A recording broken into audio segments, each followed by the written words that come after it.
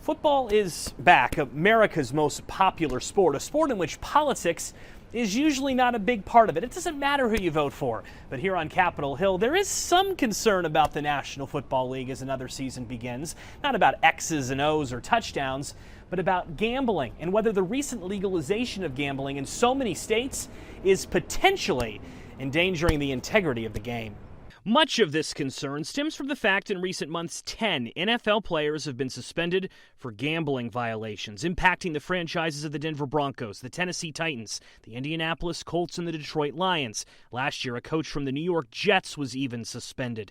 In Washington, the group raising questions right now is the Bipartisan Congressional Gaming Caucus. Earlier this summer, the co-chair of that group, Democratic Congresswoman Dina Titus of Nevada, wrote this letter to the NFL. When players get suspended and coaches get fired, that means the system is working.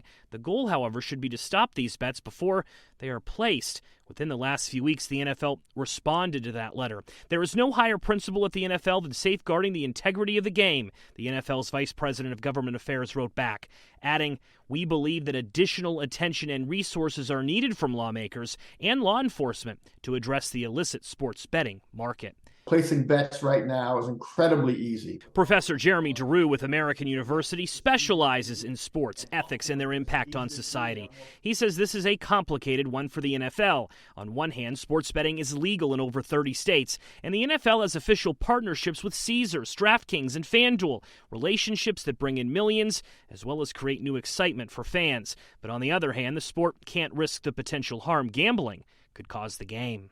They want to avoid any sort of incentives that would result in players throwing a game.